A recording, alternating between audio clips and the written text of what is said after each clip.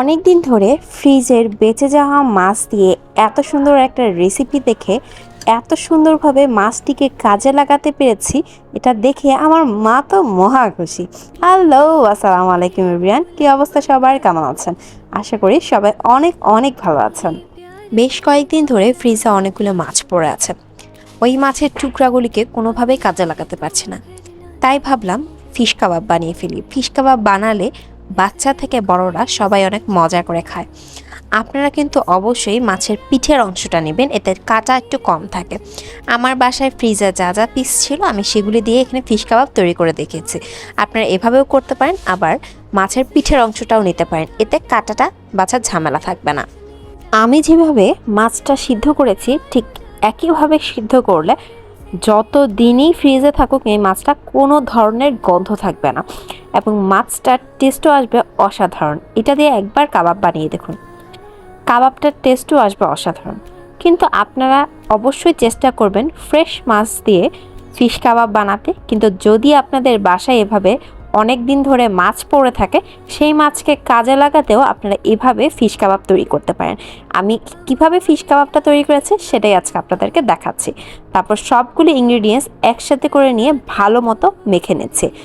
মাখানোর সময় মিশ্রণটি যদি আপনাদের একটু নরম মনে হয় তাহলে অবশ্যই এখানে পাউরুটি ব্যবহার করবেন। আমি এখানে দুই ধরনের কাবাব তৈরি করে দেখিয়েছি। আপনারা ভিডিওটা খেয়াল করলেই বুঝতে পারবেন কিভাবে খুব সহজে এই দুই ধরনের কাবাবটা তৈরি করেছে। এই নরম থাকা অবস্থায় আমি কাবাবের শেপ দিয়ে একটা কাবাব তৈরি করে নিয়েছি। আপনারা চাইলে এইভাবেও কাবাব তৈরি করতে পারেন। এই কাবাবটাও কিন্তু খেতে খুবই মজা লাগে।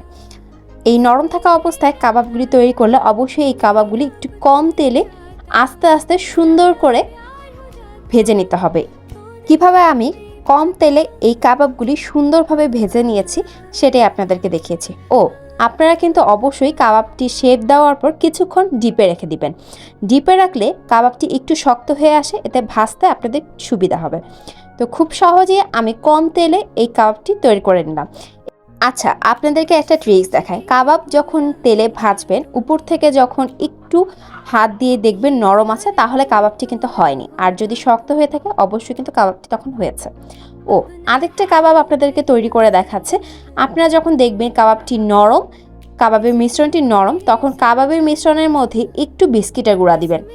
বিস্কিটের গুঁড়া দেওয়ার পর কাবাবের মিশ্রণটি শক্ত হয়ে আসবে এবং এই শক্ত হওয়া মিশ্রণটি দিয়ে ভালো মতো কাবাবের শেপ দিয়ে কিছুক্ষণ ডিপে রেখে এই কাবাবটি ডুবো তেলে ভাজবেন। এই কাবাবটি ডুবো তেলে ভাজলেও লাগে অসাধারণ। আমি আজকে আপনাদের সাথে দুই ধরনের কাবাবের রেসিপি শেয়ার করলাম, কিভাবে আপনারা বাসায় এত সুন্দর কাবাব তৈরি করতে পারবেন। বাসায় যদি এই কাবাব তৈরি করে থাকেন অবশ্যই কিন্তু আমাকে কমেন্ট করে জানাতে ভুলবেন না। ভালো থাকবেন সবাই। আজকের ভিডিওটা এখানেই শেষ করলাম।